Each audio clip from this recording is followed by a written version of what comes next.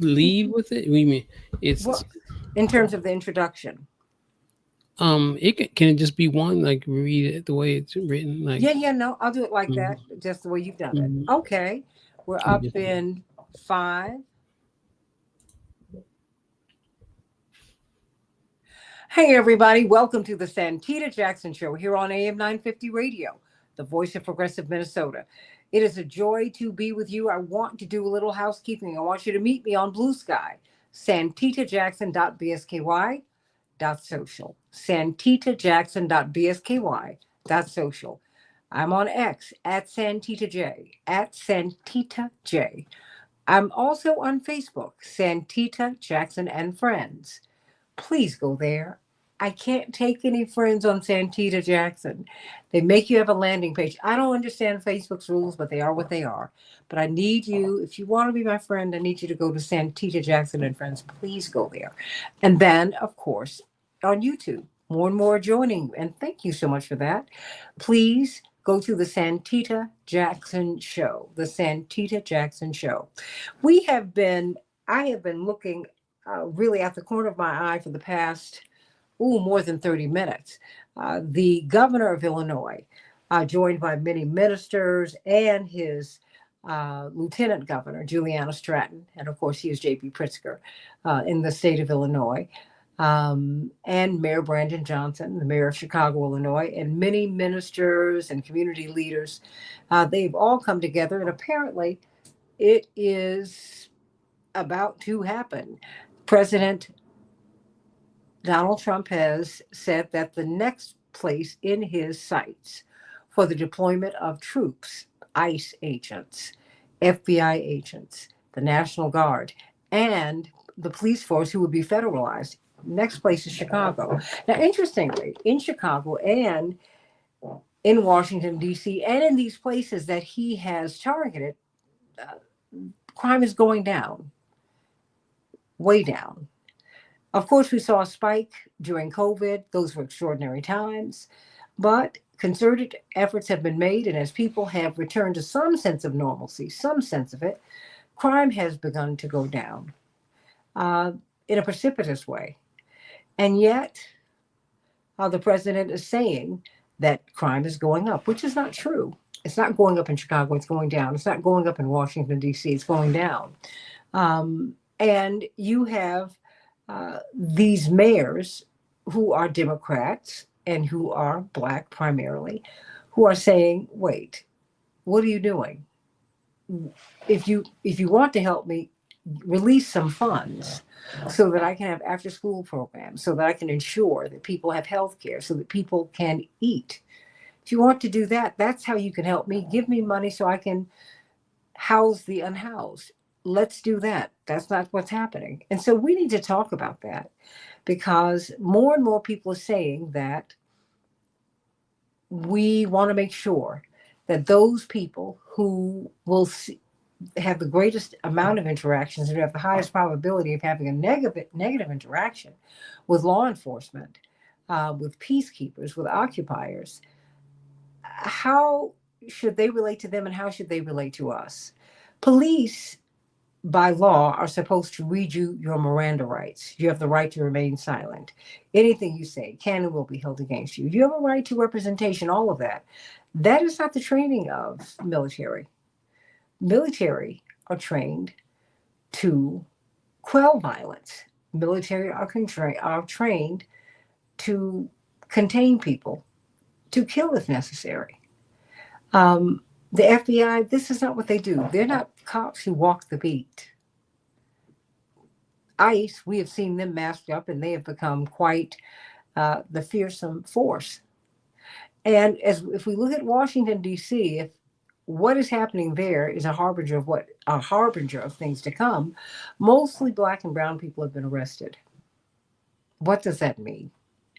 So let's talk about that. Let's talk about ways that we can save ourselves. Because Netfa Freeman from, of course, PACA. See, I got it right. Absolutely. Of course, this is the Pan African Community Action. And of course, I've met you through your organizing, your genius organizing through the Black Alliance for Peace, Well, down through the years, that's very important because it's like, the people who want to wage war, they get a lot of airtime. But if you want to wage peace, like what is it was Congressman Dennis Kucinich when he was running for president. He said, "I want to establish a Department of Peace if I become president," and people would laugh at him. I Hmm. said, "That is tragic. Hmm. That we will jump up and shout for war, but you don't want your children to go into it." So let's talk about this. Let's talk about what's happening in Washington D.C., which is where Hmm. you are, yes, Yes. Hmm. and what we might be able to expect in Chicago. In Chicago, people here um, do a lot of political organizing. I think one of the upsides of having lived under the tyranny of the Democratic machine, it made everybody in Chicago very politically active because you were organized down to the block, right? So everyone in Chicago, uh, we know we have skin in the political game. Now that is one of the unintended consequences, right, of that. But you helped me to see, number one, what is going on in Washington? What is it feeling like? Hmm. Um. Well, thank you, Santita. It's good to be back. Always good to be back. Um. That's a big question. And so I wanted to, just to give a little, I guess, the historical context is the best place to, Malcolm always taught us to start, that it's best qualified to reward all research historical. And I'm not talking about deep historical, just maybe a year or two ago.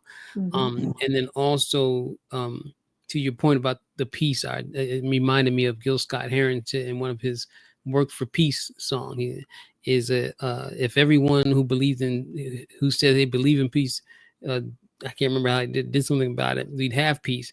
He said, but Mhm. the only thing with peace is you can't make no money from it. That's true. so and so it's like, so we have the United States has a military industrial complex because, as an industry, it's a moneymaker. But if we were to look at Washington D.C. and what's happening here, and first started in Washington D.C. About maybe a few weeks ago, the Trump administration, announcing that he was going to go forward with, I think it's Secure and Beautiful initiative or something to beautify Washington D.C. and to clean it up of the crime ridden, running rampant. People remember his remarks and all that kind of stuff. Um, and then in that, it meant deploying about 450 federal officers, and we're talking about 150 or so FBI and type agents to adding them to beefing up the police force already. The police force that was here in Washington D.C., the Metropolitan Police Force, we referred to it as MPD, in order to address crime. In fact, this announcement it came after this attack by a Doge, somebody who worked for the Department of, what they call it, government. What was that new thing they had that Elon Musk was a part of? A Doge worker, Hmm. Department of Government Efficiency. Efficiency. And so anyway, so it's somebody who's attacked under that, and okay, things are running rampant. So of course, this administration made good on that and has since then deployed a number of police, and also in complementing it with the local police forces. So right now we're seeing police, and along with the National Guard, everywhere. Hmm. They're all over the place, checkpoints, all this stuff, and also a number of mobilizations. People are not excited about Checkpoints where? Just wait, let me it. slow down one That minute. Checkpoints uh-huh. where? And for So people who are not familiar with Washington, Washington has four quadrants: mhm, northwest, southwest, northeast, southeast. The capital is in the mhm, middle, right, of the city. And the closer mhm, you are to the capital, the more affluent it is. But we can all agree that the most affluent quadrant is northwest, right. right? And that's where most of them are in Northwest, and a lot of the tourist areas is where you're seeing them. And also in the metro stations. The metro station, I just came back from a demonstration that was at the courthouse where they locked up an activist, and he was getting his arraignment. But anyway, that demonstration, I took the metro. and there's National Guard. They are armed National Guard at the metro station to take the metro. A lot of people have been arrested. They're also using, as they promised, using this deployment of troops, people and militarization to round up people and deport people who they believe are, here illegally from other countries. Um, and so there's a lot of that going on. Um, and just yeah, just a lot of this harassment and those kind of things that comes with increased police presence. So the military and the federal agents are used to beef up the police, and they're acting as police. I mean, the police is PACA, and also the Black Alliance for Peace assert really are an occupying force in our community. We are, Black people and also Indigenous people. We live under a system, not just a system of settler colonialism, and as a colonized people, we're a domestic colony within. So our proximity to the colonization is right there. The metropole is right here in this territory. Whether so we refer to it as domestic colony, internal colony, and that's what these forces serve. I think for us, we also in a little bit of the significance of the history that goes back about it, maybe a year even more, that before Trump even came to power and this administration came into office, we already, because I mean, in Washington D.C., the the the framing that there are local Democratic leadership in Black that are pushing back on him doesn't apply to Washington D.C. I'm not as familiar with other places, but I know it's not only Washington D.C. But I can't really speak too much. But in Washington D.C., while the rhetoric is like it's pushing back on Trump, the actions and the policies and whatnot is in lockstep. And even the pronouncements is like questioning what's happening, but at the same time looking for common ground and those kind of things, and still framing things as this law and order, stopping crime type of thing. It's not a crime. It's not a crime issue. It's not an issue of public safety. This is an issue of militarizing and occupying our communities to contain and control the undesirables. It doesn't matter whether you're committing crime or not. That's what this is about. And so the landscape here, the political terrain has seen an emergence, a rise of demonstrations. I'll be honest, I've been participated in them too, of people resisting and pushing back and not accepting this. There was no referendum, no nothing, asking if the people wanted this or not. And then the media is framing it as if, there's this, whether or not this is helpful to the local government in trying to contain crime. Like the statistic that you mentioned, people raising it here, that the statistics of crime have dropped, despite that it not being a crime problem, but they raise it as a way to push back or question the claims that the administration is making, or the rationale, or what they're professing they're doing this for. I think we have to be a little careful though with that that aspect, that kind of pushback, because inadvertently we can have a situation where it seems to legitimize the policies and the means, the means that the local governments have used, even the Democratic ones have used to to address issues with crime and intercommunal violence. The things that you mentioned are actually the things we need to be doing. Homeless, housing houseless people, and feeding people, giving people jobs, and having medical care, and all these kind of things. The money that they're using for that should be used for this.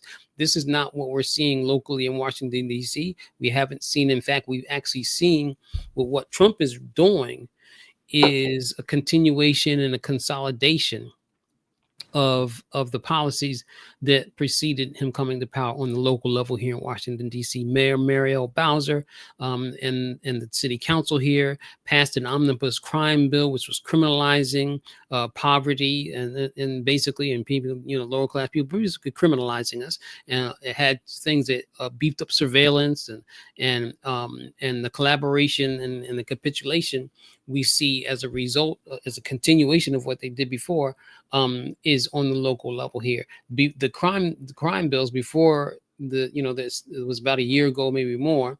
The omnibus crime bill had things like the drug-free zones. They claim drug-free zones are supposedly to stop drugs, which are really controlling people's right to move around, and sort of giving the police a reason to stop more than a group forming on a corner or something like that. This is be our human right to be able to move around, and claiming that this is some kind of threat to people's public safety. It had things about the metro, using the metro, fare evasion, treating fare evasion as this threat to public safety and a criminal act. Really, I'm a revolutionary.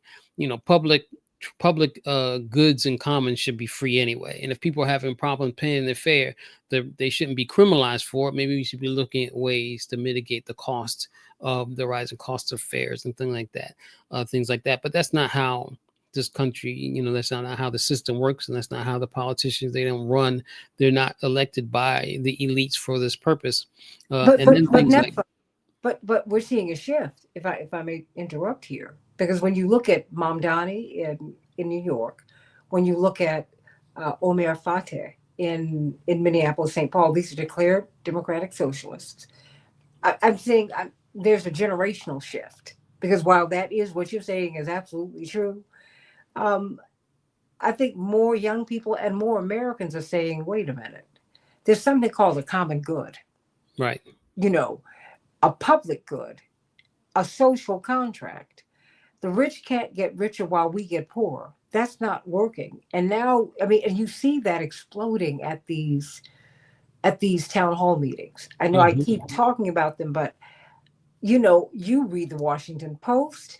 Last week, they reported on that Pentagon memo that said, wait a minute, this is how we are planning to quell civil unrest. Hmm. And the civil unrest, Netfa, as I welcome Chaparral Wells, who's an activist here in Chicago, because as they're about to deploy these folks here, everybody here is saying, wait, we just had the governor, I told you the mayor, lieutenant governor, some of our most influential ministers and community leaders. They just held a press conference that CNN carried live, the entirety of it. So I said, oh, they must be on their way. And so I'm just, when you look at the elites, because Washington's, a very interesting kind of town, because there's Washington and there's DC, right? Hmm. Well, it's true, right? Right. Washington is government, government, and DC, Gentrifiers. that's right, and occupiers. And now And you're right. because we're finding that, I read the Washington Post every day. I subscribe because, I still have an affinity for Washington because I lived there. I went to school Hmm. there. And, if you go to Howard, you're part Washington for the rest of your life. And I mean, I'm seeing that, it's very clear that this is not about crime. This is about occupation. That's It right. cost, I was reading The Intercept, and then I went through to find, I started off in Common Dreams, ended up in The Intercept, and just found the data that shows that the occupation costs 4 times more than it would take to house all of the unhoused, Yep. every unhoused person in Washington. Hmm. So clearly, this is about them getting ahead, I think, of civil unrest before it occurs. Right. Hmm. And then not willing to, like you said, the logic of what we refer to, the neoliberalism and all that. The logic of them is that they're not going to do what we're talking about. It's like, Mhm. what do you do? House homeless? But that's this is it's a this is the legacy that comes from, like the white supremacy and classism and all that. And they don't deserve housing. If you don't have it, then something wrong with you. There's something And wrong. we're not supposed to give it to you, quote unquote, give it to you like you're getting something free. And as if people, legitimately earned their privileged status, some kind of legitimate made. But that's the logic. So they rather, spend it on things that are going to get rid of the undesirables, uh, hold in check any resistance to it, clean up the city, get the homeless off, clear out encampments, don't put people in homes. That's too much like right. Even if you got buildings that are empty because people can't afford to be in them, you know, you still just clear out. And what happens to people, lock them up, do whatever. And so the logic of neoliberalism is to hide the downward spiral, the unsustainability of the system, creating what would be considered in some sorts of the surplus population, the people that they don't want to deal with. Hide that situation, hide in the illogic of the system, instead of changing the system, and providing for people. Now you have a radio show. Mm-hmm. How can we hear it? And Wow. how and where can we hear it? It's the first time somebody on the radio show asked me to Always do plug my that. own radio show. No, no, no, Thank you. no, no. I believe in that. I mean, Hmm. first of all, we're supposed to share. Right. That's right. Other people are supposed to hear you. And if you come Hmm. on my show, Hmm. always know that you first tell people where they can hear you. There's enough space for everybody. Hmm. And if And I people make a choice, I'm okay with that. hmm And I appreciate that also, because what you're doing, when you're realizing that the system they're shrinking shows like ours that'll talk about what we talk about. They Oh, want to I shrink have been that off space. enough stations. I trust me. I get Hmm. it. But I'm still going to talk about Gaza, Ukraine, That's right. Sudan, South Hmm. Africa, The people deserve Asia. to know. Yeah. They need to know Mississippi Hmm. Delta, Appalachia. Well, there it Hmm. is. And so Right. it's okay. It Even as is. they suppress you, the Mm-hmm. algorithm suppresses you in social media. That's okay. Mm-hmm. So, how can we hear your radio So show? my radio show is on the station WPFW. It's at 89.3 FM in Washington, D.C. It's part of the Pacifica network of stations. So WPFW is the Washington, D.C. affiliate Mhm. for Pacifica. So, And that's WPFW.org. yeah, WPFWFM.org. Okay. And then on the radio dial, if you're in the DC area, 89.3 FM is called Voices with Vision. And we weekly on Tuesday mornings from 9 to 10 a.m. on Eastern Standard Time. Eastern Standard Time. Okay, give it to us one more time. Mhm. So Voices with Vision that comes on, airs weekly from on Tuesday mornings, 9 to 10 a.m. Eastern Standard Time on WPFW 89.3 FM in Washington, and live streamed on WPFWFM.org. Okay, do you stream it on your social media as well? No, I don't. Everybody No, does no, that, no, and I no, don't no, do it. that's okay. But yeah. No, I mean, you're Mm, working so hard. I mean, because really the life of an organizer, I mean, it's amazing that you're able to fit that in. I mean, but you're mm, always trying to find ways to get the word out. And before we end the show, I want you to mhm. tell people how to Thank get you. WPFWFM.org, because our dear friend Dr. Julianne Malveaux is on Mhm. well on Right. Mondays. And Same so time slot. absolutely. And she's on at 9 a.m. Eastern Standard Time. And it's important for us to support the people who support us and who tell the truth. Mhm. Um, when you are, I mean, how does it feel? Before I bring on Chaparral, I want to know from you, how does it feel? I'm sounding like D'Angelo. I mean, when you look around and you see all of these federal agents, I mean, DC is already a government town, right? Mhm. Come on. But this is, I mean, and it's also not a state. Mhm. So, and you just had your first elected mayor in 1975. We knew Walter Washington. He lived in the house next door to my parents in Washington. 1975, that was just 50 years ago. Mhm. That's it. It was purely the playground of, of people in government and the powerful. I mean, really, it was like Havana pre-revolution. I mean, Mhm. it was just when you really think about it, it really was like that. And how do you feel? I mean, because I'm reading reports that young people there feel less safe. They don't feel more safe. Mhm. They feel more vulnerable. That's right. So what is the feeling in Washington? Mhm.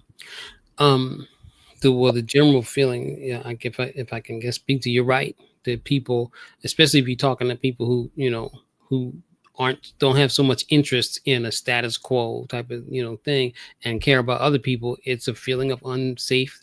It's a feeling of tense and anxiety because of the encroachment of this, and not knowing if there's kind of an ending, because all the maneuvers from the federal government doesn't even look like he intends to have a federal election, another federal election.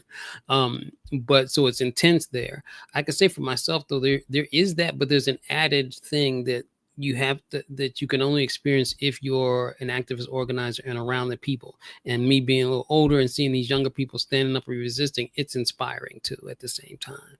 And these young people, they don't miss a beat, and a lot of them are very clear on what's going on and the issues. And I think that's there's something to be said about that. And there's like a demonstration almost every day, you know.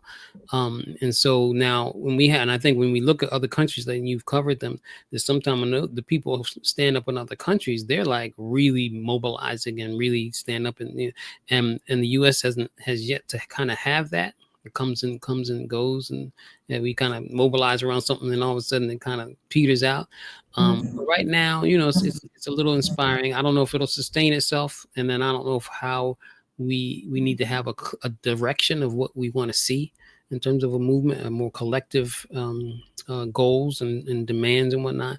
I think, and our last thing I'll say to this is, I think what's happening, because you in DC, like you said, DC's not, it doesn't have statehood. It's not a state, and there's been a movement for statehood for so long. And I think this is a re-emerged that movement. A lot of people talk about statehood, but we have to be careful again, like with the statistic that legitimizes these criminalization and more policing policies. The statehood and those is not a solution, because like you said, they getting ready to do this all around the country with places that have statehood. Well, it's And a solution, but even when you have a state, you got to fight. I mean, it's just, what do they say? The price of liberty is eternal vigilance. mhm, I mean, the things you never stop fighting, right?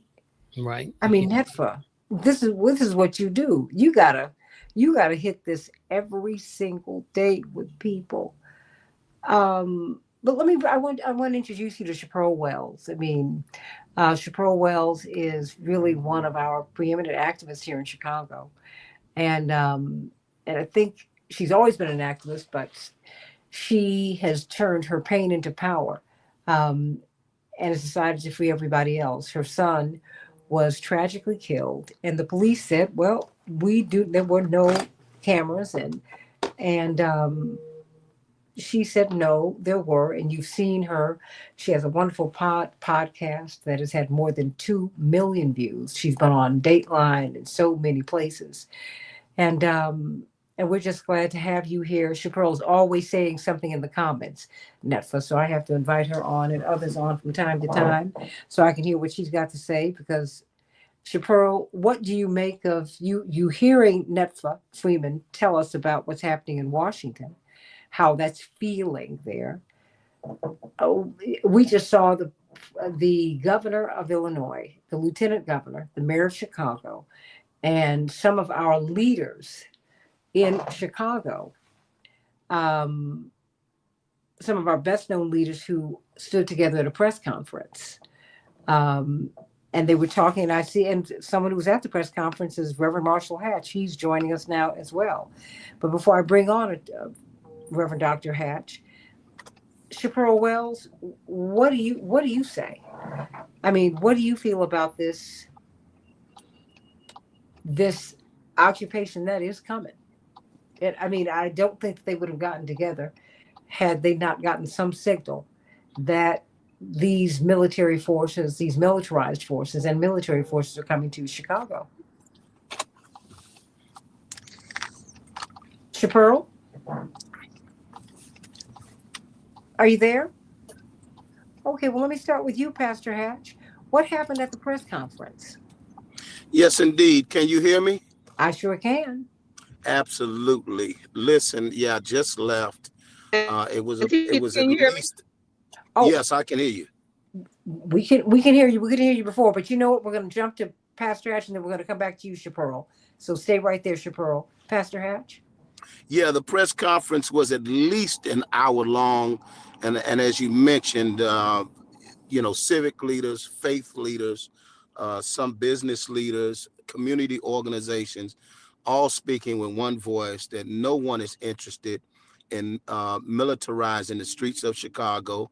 This is not an emergency in terms of public safety where the military would have a part to play.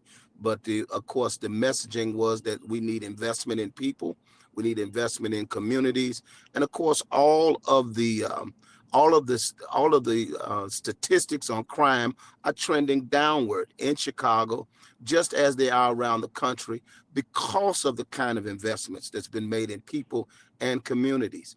So in my community, we're doing a $50 million community development on our campus, with a federally qualified health center, fitness center, with child care, credit union, our leaders network partnership with Great Lakes.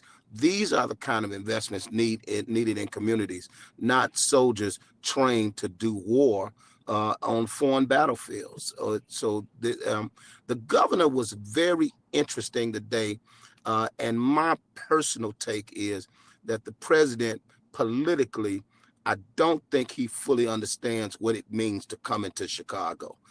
Because unlike a lot of other places in the country, we have this incredible history of community organizing and resistance. As you know, we're the home of Rainbow Push, and this multi-decade history of organizing people that will turn out to be, I think, an incredible resistance if we had to go this far. And then just one more thing.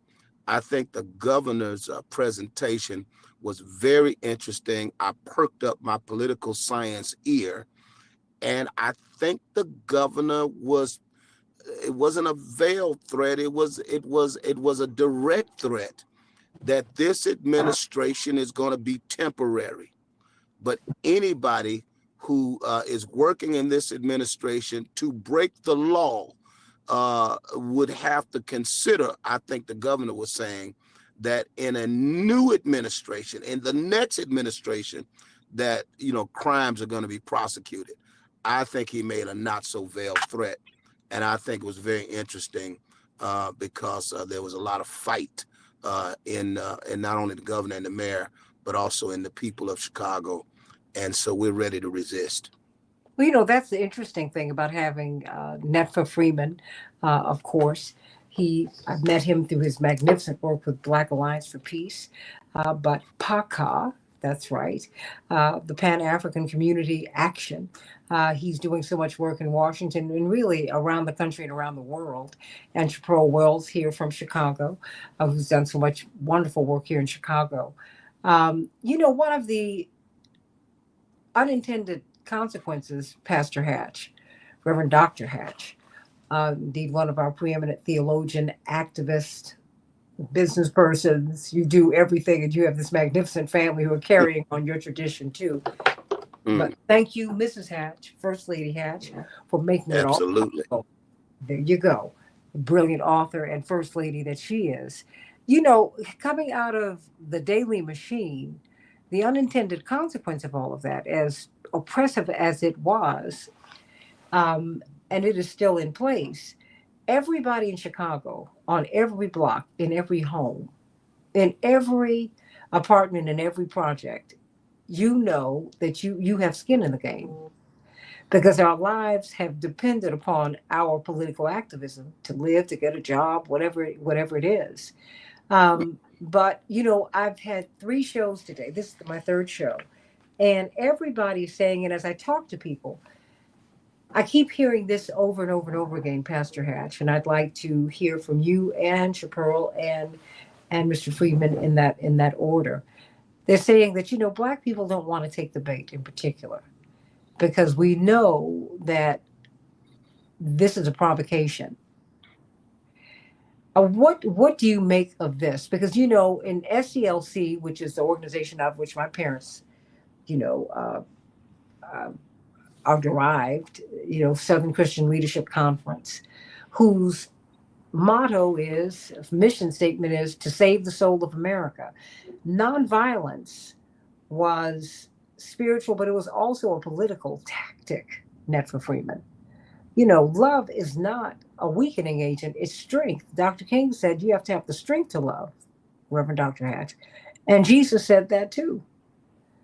And it seems that there is a lot going on here. And I'm wondering if we're really clear on how we need to understand nonviolence as a tactic, Reverend Dr. Hatch.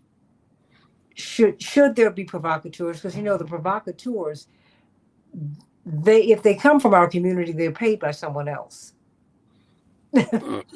So what do you think? Because people are saying, what, let's not take the bait. I had Alder, Rod Sawyer on. I had several people, and they all said the same thing. We cannot take the bait. Do you think that we're being provoked, Reverend Dr. Hatch? Oh yeah, well there was a provocateur there today, Ah, uh, and as they always seem to show up, and it was of none effect, but there is a fringe in Chicago. You know, I mean the red hat crowd that I mean you might can count them on your hand and your toes, and so clearly that is going to be a part of the equation. but All Pastor Hatch, some of them are black too, because yeah, you got these yeah, black no, provocateurs. I've lived with them I'm talking too. about black. I'm Yeah, talking no, about no, black. but I'm Oh saying yeah, not just on the right. I mean on the left too. Because that was yeah. something that we have seen. The gangs were paid to suppress the vote. Dwight Hmm. McKee has talked Hmm. about that often because he lived through that, right? So I mean, I'm saying we need to watch provocateurs wherever they're coming from because they can upend. You know, they can hurt us. No, you're exactly right. And I'm gonna tell you something else that I'm very concerned about. I mean, we have not a black community; we got communities Hmm. uh, uh, of it's not monolithic and it's very diverse, but there is also an element of our community that's in very deep pain, Hmm. and our young people who are really disconnected from um, other parts of the community and in a lot of pain and engaged in a lot of nihilism and self-degradation, and that's the part that I worry about. I was up early to go to church Sunday morning before last, and I happened to have driven through. I mean, I was up very early. Okay, it was about 4:15 in the morning, Hmm. headed to church, and I happened to have driven through Sunday before last one of those teen gatherings. It had to be 2,000 young people out, Really? and they were babies, and I had to drive through them. And I made a conscious decision because I said they could easily stop this car and take me out of it, and my only other option would be to run over people. And I made a conscious decision, honest to God, that I would give my life up. I would not run over these children. Hmm. But they were absolutely out of control. And that's the part that I worry about. Of course, it was some a Chicago public school employee who was instigating these were children, and that's the part I worry about. That part of the culture. And of course, they don't need militaries either. They need attention. They need love. They need guidance. They need parenting. They need investment. They need education. And I'm a pastor. They need religion. And so, that is something that I think we really need to be worried about. And if there's any intentional provocation of trying to mislead and take advantage of these young people's pain, it could be very serious. And that's something I do worry about. Chaparral, are you there? Yes, I'm Okay. here, Santita. Okay, so what do you make of this? You've heard Pastor Hatch. He was at the press conference with the governor, with the lieutenant governor, with the mayor, with other leaders such as himself. What do you make of this? Because I mean, Pastor Hatch, I think it's pretty clear that the troops are headed to Chicago. Would you not say that, Pastor Hatch? Yeah, I think that I'm it's sorry, Santita. clear I can't hear you now. given the Okay. public Freezing. I'm officials sorry. that were out. Yeah. I'm sorry, Chaparral, can you hear us now? Yeah, it was freezing. What I was saying, Santita, as you mentioned, with my background, with my son being murdered in Chicago back in 2016, I have a, maybe not the traditional feeling that most people have, because most people expect me to be automatically in support of occupation of Chicago, but I have the exact opposite feeling, because I would never relinquish my constitutional rights in order to have state violence. And what we're going to see here in Chicago in particular would be state violence. Chicago is very organized. We have a lot of progressive young folks who have been on the streets day in and day out, for Gaza, for what's going on there, for immigration reform, and for police brutality. And so they're very organized here. But that's one worry that I have, that they will attack those children who are expressing their First Amendment rights. But I also have the opposite as well. We also have, uh, one of our dangerous neighborhoods, which is like K Town or O Block, that these kids, these young individuals, they do not respect authority. And so if they're approached in a fashion that they deem will be threatening, they will retaliate. And so when I hear people saying that the military is going to be on the streets, we're going to have war here. And that's my biggest fear. And so I am not for occupation. And this is, trouble in Chicago didn't just start. It has always been here. And we know that back in 1974 was one of our deadliest years. And guess what? No one came. And so we have this historic uh, precedence that has been worse than what it is now. The crime is actually down, where murders are down. Crime is not down, but murders are down. But I feel that what we need from our federal government is not military policing, but investment in our schools. You can't tell me that you're going to send the military out here because the kids are out of control and everything like that, but then you defund education. You can't tell me that you're going to send the military out here, but then you um, have disinvested in our health care, and you have not invested in, you're talking about removing Section 8 and putting people, making more homeless people. So you cannot tell me that you're going to do all these things that is going to make it worse for individuals in Illinois, and then you're going to stick the police on us. So we will resist. We are prepared. Activists like myself are already mobilizing to resist. We will be resisting, and it's okay. I'm from the generation that we're okay with going to jail. We're okay with getting hit up at the head, upside the head. We're okay with that. And the thing is that you will see a resistance like no other in Chicago, and that is what they should fear. Like it's like we. Why do you think Chicago is? Do you think Chicago's unique? I think it's ground zero. Why? I think it has been ground zero for a long time, because we have really had it bad. You may have seen some things here in around the country, a little bit of police brutality over here, but we have had the brunt of it. And it's a lot of stuff that didn't even hit the media. But we had Home and Square where they kidnapped our people and had us chained up into some dark spot for weeks, and then they beat and tortured us. We had John Burge. We had the most atrocities committed against us here in Chicago. So we're like, we had Fred Hampton. We had so much stuff, Santita, that has happened in this city that has caused us to be a people of resistance.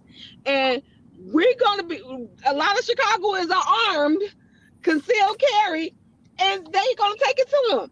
I just fear that. I just feel like it's not going to be, calm and just simple protesting. It's going to be on these streets.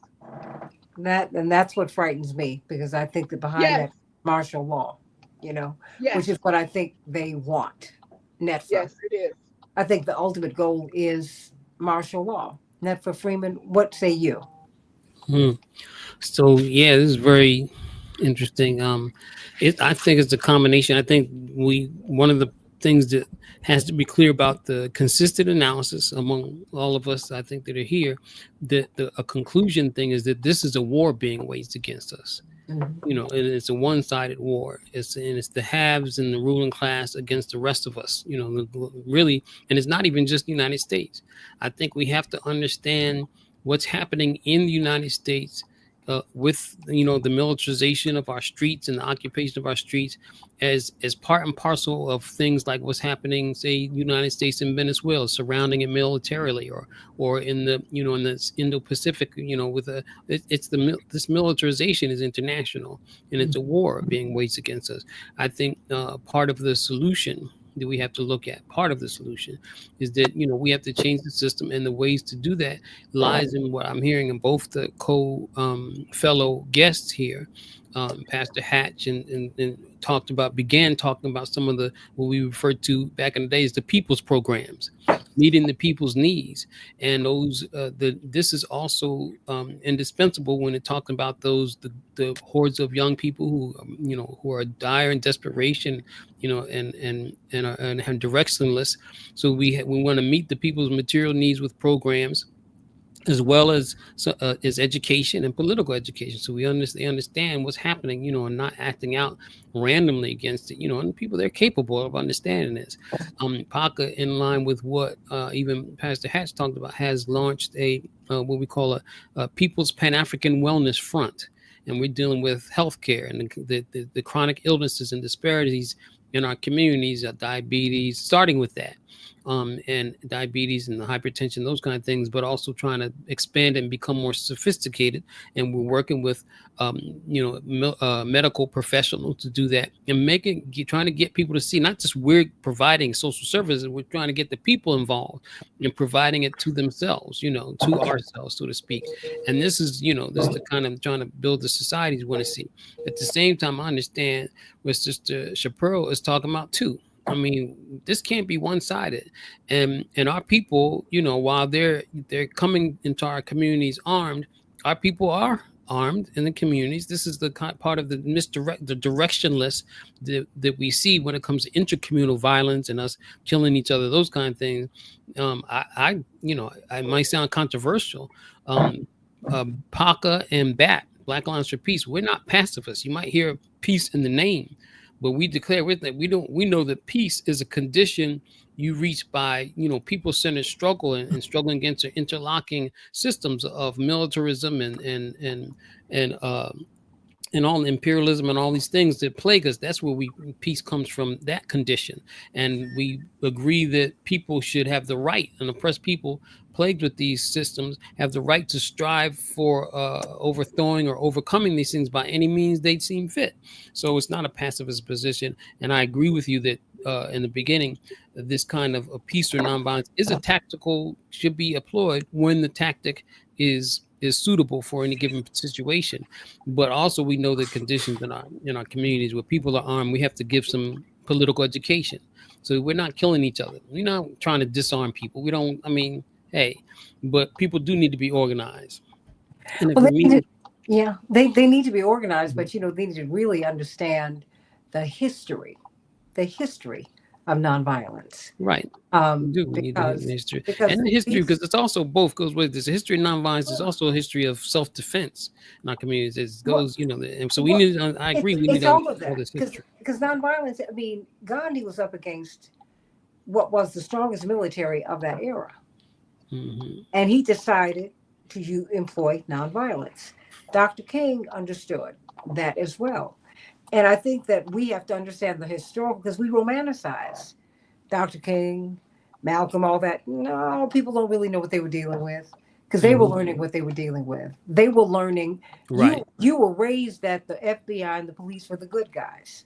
You still, bro. Uh, They still trying to and put us out there now. no, But I but know we what don't. you mean. The Yeah, work that they did has us now looking at them in a more realistic light. We don't make those you need to assumptions. understand what they were fighting. And why, it's like, wait, these guns, we're not going to win that fight. We're not. Mm.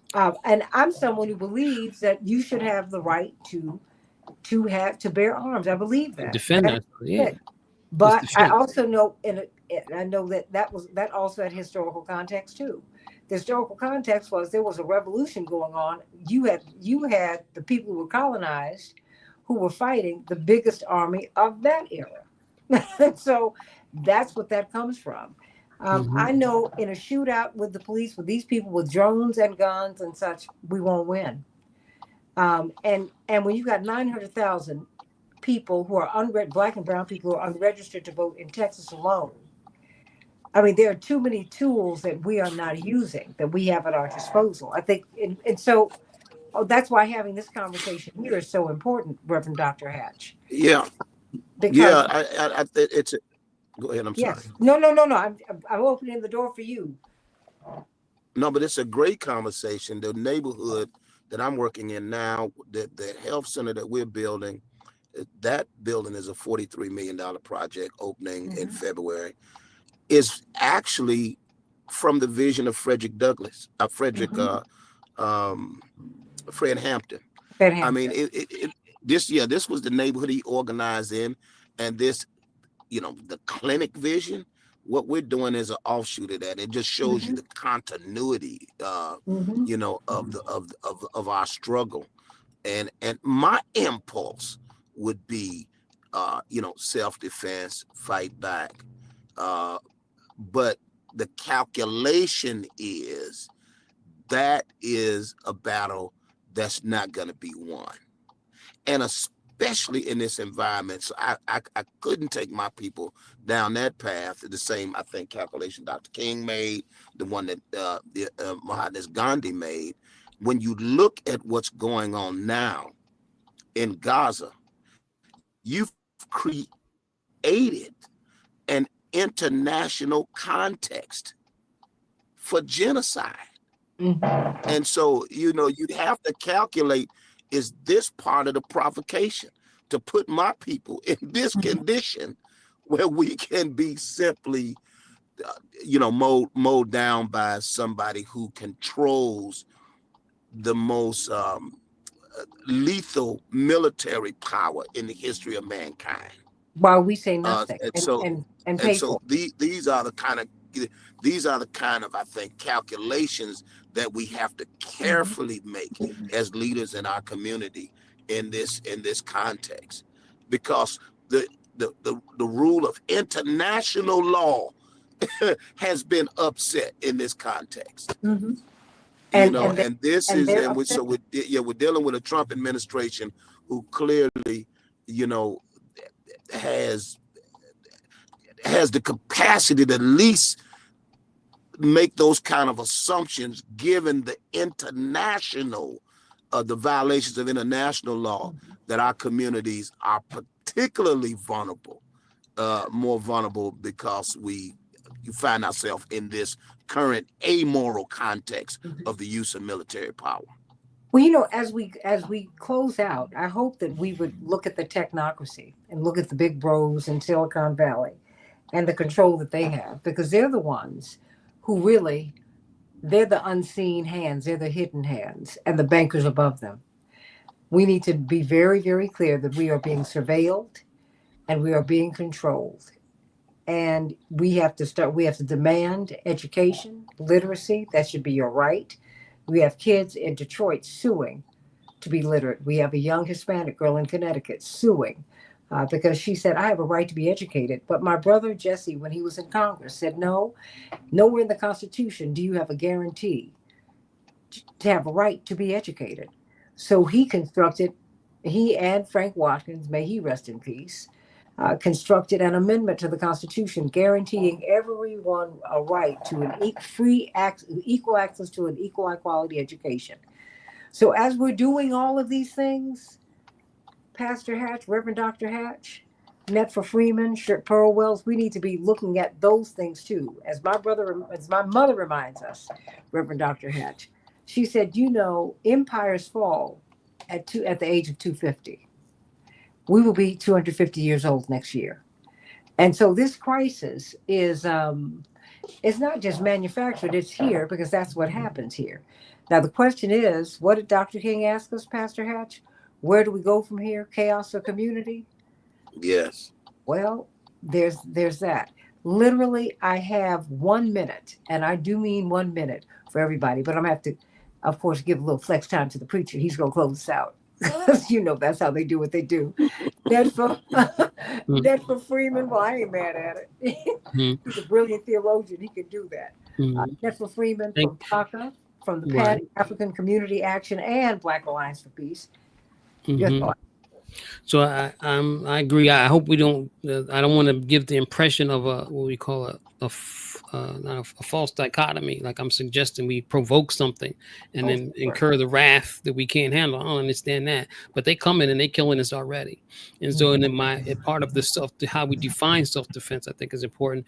Our people are waging intercommunal violence against each other because we just don't have the conscience and disorganized. So if we change that condition by giving consciences, by reaching our people and treating our people not like some other predators or whatever, but our people were misdirected, then that is in itself a act of self-defense that alleviates the intercommunal violence. And then they also can become, protectors, defenders of our community, not provoking anything. But we don't need to be allowing people to just run roughshod over us, and they serve no consequences whatsoever. We're not talking about incurring, disproportionate wrath, but you know what they say. You'd rather be, was it stand up fighting, than be down on your knees or whatever, however that goes. And so that's all I'm suggesting. So all our people have ever suggested in this thing, from the Deacons of Defense to the Panthers and all, it's about self-defense, and not and and not being portrayed as irrational people that are seeking, violence and all that kind of thing. Well, let's study them so that we can understand what they were all doing. Because the Panthers also were so conscious of Dr. King and his work and conscientious of it that they founded on the anniversary of his assassination here in Chicago on April 4th. Mm-hmm. And so, Chaparral Wells, open up your mic and talk to us, girl. I got less than a minute. Yes, Santita, thank you so much. And I just want to just respond to some of the comments in the chat. I am no way in any shape or form advocating for violence, that we get violent with the police. I don't want people to think that. What I'm saying is that in Chicago, there is a particular group of people who will fight and bear arms with the military. As well, there is progressive units that will actually provide strong resistance, civil disobedience, blocking the streets, blocking the highways. That's what we're going to do. So, my thing is that we're going to resist. And so if they come, we will be there on the streets protesting, telling them to go home. That is my job as an activist. That's what I advocate for. I do not condone state police. I do not want that type of military presence on our streets here. I think it's only going to create more harm than good. And so I want to make that perfectly clear to your audience that I'm not advocating for violence, but I will be resisting any type of state police action here in Chicago. Well, I mean, and nonviolence is resisting. So it's called nonviolent resistance. But Pastor Hatch, you get the final word here. No, thank you so much. I really appreciate the brilliance, yours always, but also these incredible other two co-panelists and what they've shared. And I think that, at the end of the day, Chicago's going to be a very interesting laboratory for what resistance could and should look like. I think a case has been made here like very few places. We have a history of organizing. We have a history of resistance. I think one of the things that we would like to do as a strategy of nonviolent resisting is to try to turn this crisis into a political empowerment registering people to vote, obviously, preparing for the midterms, and then ultimately, like late Fred Hampton suggested, uh, first we'll try to make sure we can do politics, which is warfare without bloodshed. And I think that's the desired outcome. And so we'll all be working in the field and in the street. Amen to that. And I'll leave you with President Dwight Eisenhower, who had been a general. He said, I hate war as only a soldier who has lived it can, only as one who has seen its brutality, its futility, its stupidity. And as he left the office of the presidency, he did say this: in the councils of government, we must guard against the acquisition of unwarranted influence, whether sought or unsought, by the military industrial complex. The potential for the disastrous rise of misplaced power exists and will persist. He talked about the material and spiritual degradation that this will bring on. So, everybody, let us get active, and maybe this will make us all Americans after all. How about that, Pastor Hatch? Because it requires that you be involved. Amen. The citizen's first duty Come on is free now. speech and dissent against tyranny. Did you say faith without works is dead? I think I heard you say that to me one time. Absolutely. Okay. You show Get me your faith without your works, and I'll show you my faith by my works. all right Keep now. up the fight. Come on, everybody. There you go. AM 950 Radio, the voice of progressive Minnesota. God bless you real good, everybody. The Santita